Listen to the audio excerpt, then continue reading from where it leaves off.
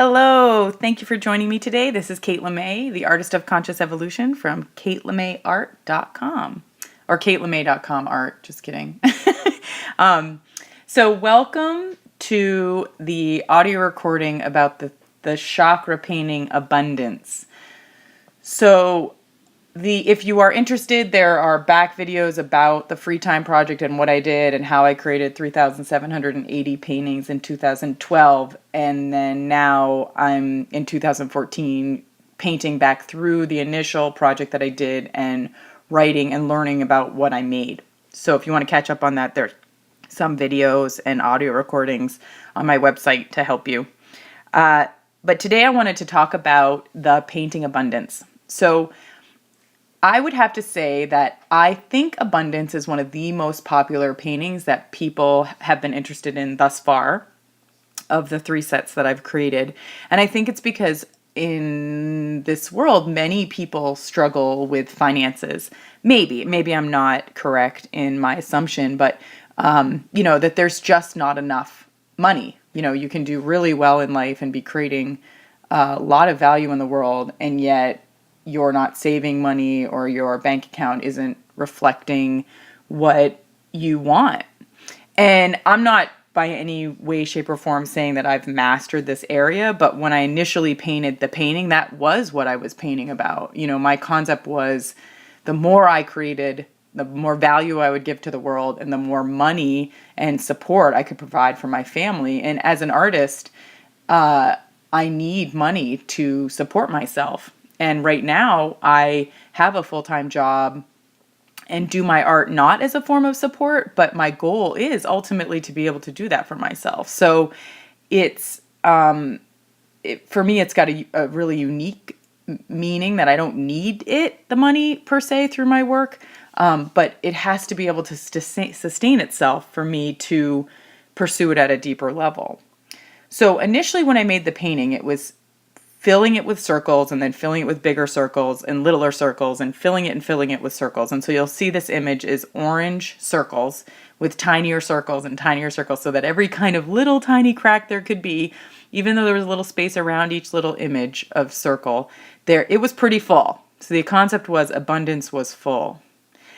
And then when I repainted the painting, one of my favorite stories came into my life just as the time that I was painting that. And I don't think that's a coincidence, of course, because I was learning about abundance and teaching myself about abundance again and reading into it and studying. As that happens, you hear songs, you hear stories about every time I'm working on an image, I will kind of focus on that topic. And that's just, I think, the nature of our brains. Once it's kind of in a theme and in ruminating about an idea, it will pick up what's being given to them in its surroundings. So there's this story about how if you have a jar and you fill it with water, and then someone says to you, hey, can you put these big rocks in that full jar of water? What's going to happen to the water?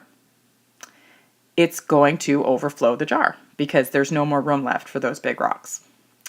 But if you take the jar and first you fill it with big rocks and then you put in the littler rocks, medium rocks, then there's still going to be room for sand. And then even once that's all full with all those things, big rocks, middle rocks, and sand, you can still pour water in the jar. And some people call it a glass of wine in the jar or a cup of coffee in the jar.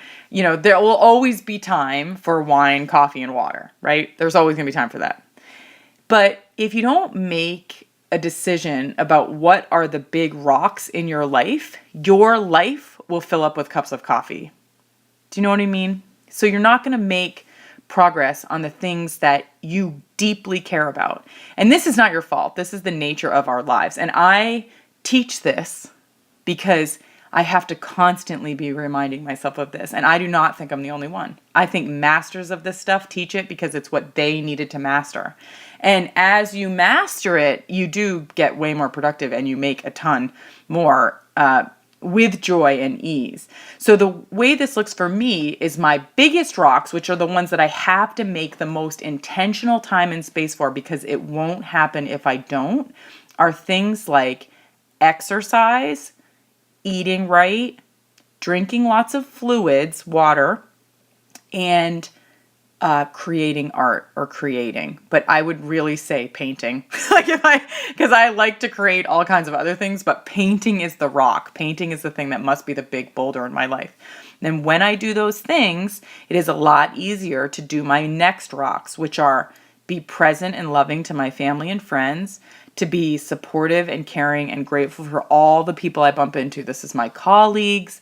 This is my, the acquaintance I meet on the road. I mean, anyone I'm interacting with, like to be the best human I can be in the presence of meeting that person or talking to someone on the phone, being present in those conversations. And things like cooking homemade meals and what's a second tier?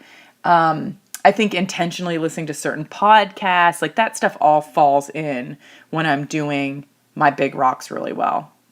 And then the third thing is things like I do the dishes, I clean my room, I clean my studio. Like they're the things that those definitely fall off the radar when I'm not doing the main things I'm supposed to do. Laundry, and like God bless my husband who does most of those things for me.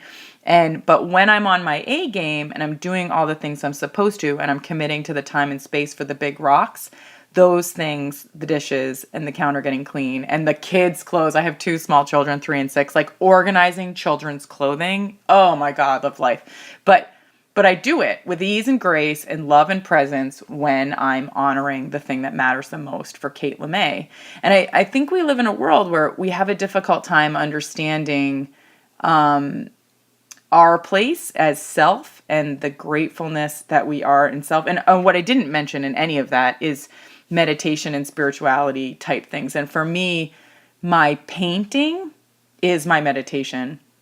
So that is a time where my brain is silent. I paint silently and hours will go by if I'm lucky. And these brilliant ideas and gorgeous insights and deep, deep, deep, deep gratitude for this life that I have just surround my heart, And I know that might sound dorky and corny, but it's so true. So anyways, abundance ended up not being about cramming it all in, but about making intention around what fills my time and my days.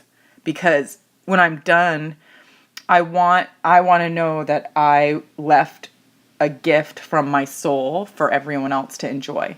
So I believe deeply that as I do that, I model it for others, and I hope to inspire others to do the same. And if you are living your purpose or living in intentional consciousness around what you want to make every day, I applaud you and say thank you for doing that. And if you feel okay with sharing me what it is that you do, I definitely am interested in collecting other souls that are kind of understanding what I'm speaking of and doing the same thing in their life, because I am looking to create, a conscious tribe around people that are living like this, because I think we help each other in times when things are not maybe as easy. So abundance, fill the big rocks where you want them, and then the rest will fill in, promise. I think everybody knows this intuitively. We just need reminders all the time. Well, at least I do. So the reminder tools that I made are these paintings, and now I have a new line of jewelry. So you can buy jewelry that has the abundance theme, and when you wear it, it constantly reminds you to fill your day consciously with, I'm going to dedicate my time to X, knowing that the littler parts will fill in, like email and Facebook. So those are not the big rocks. Those are the little ones. So that's the water, by the way. So, or maybe that would be a medium rock in my world. But so anyways, thanks again for taking the time to listen to me today. Have a wonderful day. Bye.